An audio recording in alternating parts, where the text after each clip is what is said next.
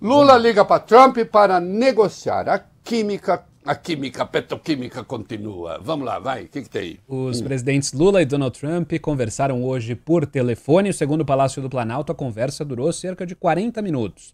No telefonema, Lula classificou como muito positiva a decisão americana de retirar a tarifa adicional de 40% imposta a alguns produtos brasileiros, como carne, café, frutas, entre outros. Segundo o governo brasileiro, Lula ressaltou que outras mercadorias ainda são alvos de taxas adicionais e que isso precisa ser discutido entre os dois países. O presidente reiterou que o Brasil deseja avançar rápido nessas negociações. Olha aqui. O presidente já tinha falado que ia conversar, né? Não é de hoje. Temos mais coisa aí sobre a ligação. Vamos lá. Ainda durante essa ligação, o presidente Lula ressaltou a urgência em reforçar a cooperação com os Estados Unidos para combater o crime organizado transnacional. O presidente brasileiro destacou as recentes operações realizadas pelo governo federal com o objetivo de asfixiar financeiramente as facções. Segundo nota do Planalto, o presidente Trump reafirmou total disposição em trabalhar junto ao Brasil e que dará todo o apoio a iniciativas conjuntas entre os países para enfrentar essas organizações criminosas. Lula e Trump concordaram ainda em voltar a conversar em breve sobre o andamento dessas iniciativas. Olha só, vocês se lembram, vai ser o caos, vai ser o desastre, o Brasil vai acabar, o Lula se nega a conversar com Trump, o Lula não conversa com Trump. O Tarcísio falou até para eu ir lá sentar, eu falei, mas o Tarcísio, mas não é assim que se faz, né? E, no entanto, está aí. Hoje, as sobretarifas, eu estou chamando de sobretarifas, tem a tarifa de 10%, que ele chamou de tarifa recíproca, e aquela de 40%, que veio naquela carta de 9 de julho, que falava do Bolsonaro logo no primeiro parágrafo, que fazia exigências ao Supremo. Mas, como eu notei naquele mesmo dia, mais adiante o Trump dizia, se a gente resolver as pendências comerciais, ele abandonava o Bolsonaro, deixava o Bolsonaro para lá. Não é? Hoje, essa sobretarifa incide só sobre 22% do que o Brasil exporta em dólares. Do valor exportado. Só 22%. O resto já caiu. Caiu em razão da negociação feita pela diplomacia brasileira. Mas, tio Rei, eu li a direita escrevendo, inclusive na imprensa nacional, que é porque o Trump estava com problema de inflação lá dentro, que não tem nada a ver com a diplomacia brasileira. É que a pessoa que escreveu, as pessoas que escreveram, falaram isso, padecem de um problema de raciocínio, que é o chamado raciocínio energúmeno. Porque uma coisa não exclui a outra. O fato de que o Trump retira a tarifa porque o Brasil está negociando, e de que isso seja bom para ele também, porque isso resolve o problema dele lá de pressão inflacionária sobre alguns produtos, não são elementos opostos. São elementos combinados, ainda que diferentes, para usar uma expressão do Trotsky, voglio bene, sobre o processo revolucionário, que às vezes traz elementos, Arthur, distintos, porém combinados. Quem não é capaz de entender fatores distintos e combinados, nem deveria estar escrevendo, deveria estar de 4 comendo grama. Nem falando.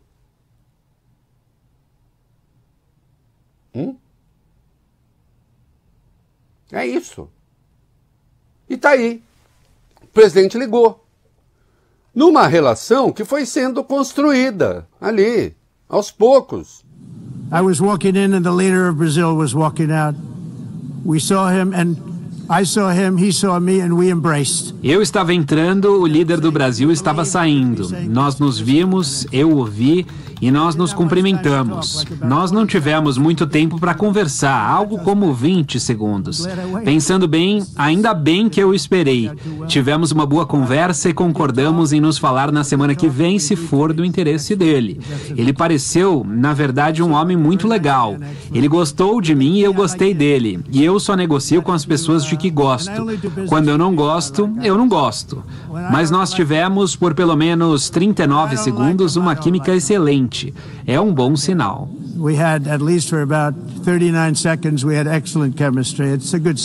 Aí, dia 15 de outubro, o Lula falando da petroquímica. Vai lá. Quando eu fui falar com o Trump, eu não conhecia ele, a gente estava de mal, mas eu não conhecia ele. Eu falei, presidente, eu queria estabelecer uma conversa sem liturgia.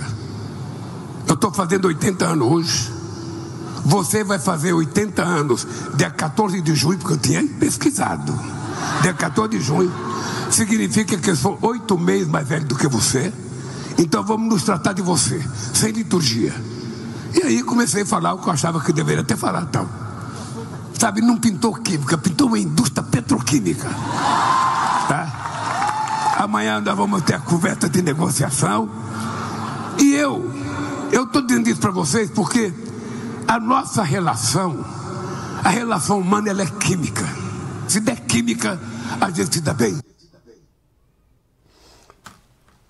E as coisas aconteceram, né? E, portanto, as coisas estão caminhando, né? E aí, no dia 4 de novembro, o Lula disse que ia ligar para o Trump. Vai lá. Eu, quando terminar a COP, se não tiver marcada a reunião entre os meus negociadores e os negociadores do Trump, eu vou ligar para o Trump outra vez. Porque ele tem o meu telefone e eu tenho o telefone dele. Não terei nenhum problema de ir a Washington, não terei nenhum problema de ir a Nova York e espero que ele não tenha nenhum problema de vir ao Brasil. Exatamente. O Tarcísio tinha ideias. Veja, a negociação está avançando. A direita brasileira, a extrema-direita, atacou o Lula, porque o Lula não conversava, segundo eles. Culpou o Lula pelo tarifaço e ele não tinha culpa nenhuma, porque, na verdade, os bolsonaristas estavam ali incentivando. Não houve nenhuma crítica dos senhores governadores às sobretarifas. E ainda houve a ousadia, como fez o Tarcísio, que estava, obviamente, errado, então, no dia 18 de agosto, dizendo que o Lula deveria ceder. Vamos lá. Acho que até é fundamental compreender um pouco do estilo do presidente americano. É um presidente que vive da economia da atenção. É um presidente que gosta de sentar com um chefe de Estado, botar um chefe de Estado sentado lá dele e dizer, olha, conseguiu uma vitória. E ele está querendo colecionar vitórias. Ele quer. Então, por que não entregar alguma vitória para ele? Por que não fazer alguns gestos? É que tá, né? Que gesto? Ceder? Não cedeu e as coisas estão funcionando. O presidente da CNI, o Ricardo Alban, esteve no Rio Grande do Sul e o glorioso Guilherme Macalossi, que cuida lá da sucursal, nos mandou os vídeos, né? Comentou o telefonema. É o empresariado, ele representa uma parte importante do empresariado brasileiro, né? Comentou essa conversa e depois falou de outros dois assuntos. Vamos lá. Sim, ele falou durante este encontro a respeito da conversa entre os presidentes Lula e Trump. Ricardo Alban esteve no Rio Grande do Sul para um encontro com representantes dos setores de móveis, de madeira e de pescados, entre outros, justamente aqueles que ainda estão expostos às sobretaxas de Trump. A gente vai ouvir o que disse o presidente da Confederação Nacional da Indústria.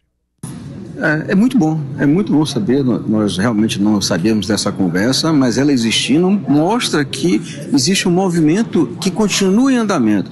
À luz de vários cenários, nós temos uma discussão hoje que deve tomar muita atenção dos Estados Unidos, que é a relação da Ucrânia com a Rússia, o problema nos Caribes que estão acontecendo aí, e no meio disso tudo nós estamos vendo uma nova conversa, um novo entendimento, uma nova tentativa de convergência. Isso é bom.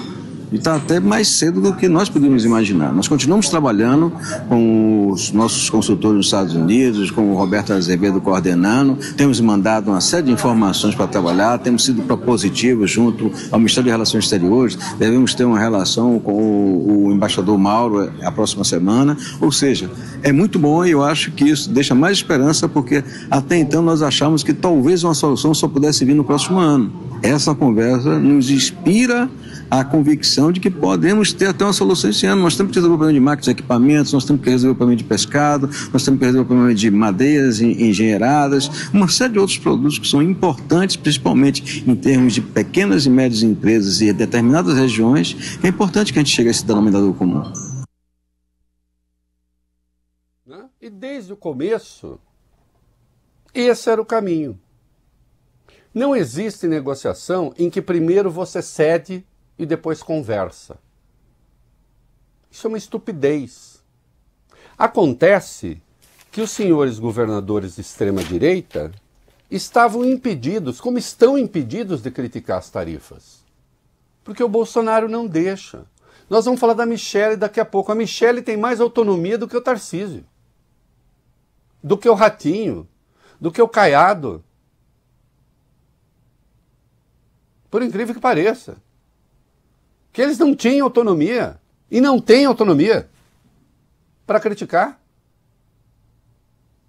E o governo foi, negociou e fez a coisa certa. Não é? E o presidente da Federação, da Confederação fez uma observação com a qual concordo plenamente. Vamos lá. Ricardo Alban reconheceu a necessidade de se fazer um corte de gastos, mas elogiou o fato de haver neste governo uma política industrial e, com razão, reclamou dos juros. Em termos de dar César o que é de César, nós temos muita preocupação com o controle dos gastos públicos e da equação fiscal. Mas também temos que reconhecer que voltamos a ter, mesmo que incipiente, uma política industrial. Há quanto tempo o Brasil não tinha uma política industrial? Daí o resultado, nós tivemos crescimento da indústria no ano passado de 3,8%, esse ano estamos prevendo 2,2% e, infelizmente, no próximo ano 1,6%. Devido a quê? Obviamente, quando falamos de juros, óbvio que a equação fiscal é um componente importante, não podemos negar isso. Mas também entendemos que nada, absolutamente nada justifica uma taxa real de juros dentro da taxa de referência que é a Selic de 10% ao ano. Não tem estrutura se nós olharmos as economias correlatas, se nós olharmos as políticas monetárias correlatas.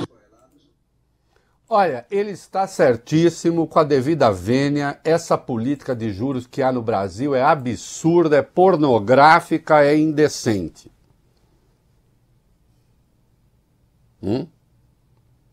Ah, mas ela fez a inflação está baixa, de fato, e nós vamos ver, a inflação está muito mais baixa do que os mercados previram, e aí está o problema. Ficam prevendo inflação na casa do... né? E aí, então, o juro tem que ficar na casa para a inflação não vir, e aí ela tava... O problema é que a previsão estava errada. Ah, não é porque o juro está muito alto que a inflação está... Não exatamente. Não exatamente. Tá? Tem gente muito boa falando, olha, se esse juro 3 pontos menor, a inflação estava onde está. Isso é uma tara de um pensamento que manda na política econômica brasileira. Não estou falando quando eu digo manda na política, manda nos mercados, manda no establishment que mexe com esse negócio do Banco Central, que domina os veículos de comunicação com raras exceções, não é? Que faz a taxa de juros ser este absurdo, este escândalo, não é? E mesmo assim a economia brasileira resiste, felizmente, não é? E quem faz esse preço são aqueles que erram todas as previsões que eles fazem. Todas. Mas isso é uma outra questão. De qualquer modo, né, ele está certo, o presidente Ceni está certo quando faz essa observação. Né, porque o Brasil há países que têm mais ou menos esse padrão que o Brasil tem em muitos indicadores e não tem juro real de 10%. Ora, tenha santa paciência, né? Já chega dessa história, né? A economia brasileira, felizmente, é resiliente e vai em frente e vai crescer mais do que se previa, mesmo assim. Agora, que é um dinheiro que sai da sociedade e vai para o rentismo, isso é mesmo, né? Isso é mesmo. Agora, que bom que o Brasil está negociando, está conversando, que as coisas estão acontecendo. E o Lula falou da Venezuela com Trump, sobre ser um mediador, quem sabe. É claro que é desinteressante ter instabilidade e guerra, o que seja, num país vizinho. Vai lá. Segundo a apuração da TV Band, durante o telefonema, o presidente Lula pediu a Donald Trump que Washington evite escalada militar contra a Venezuela. O brasileiro ainda sinalizou disposição para atuar como mediador na tensão entre a Casa Branca e Caracas. Lula afirmou a Trump que a América do Sul é um continente de paz e que qualquer movimento militar que aponte para um conflito representaria risco para toda a região. É isso, né? E nós vamos ver ainda hoje, mais adiante, vamos falar de Venezuela, as coisas estão ficando realmente muito complicadas, né? E seria conveniente que o Lula pudesse intermediar essa conversa.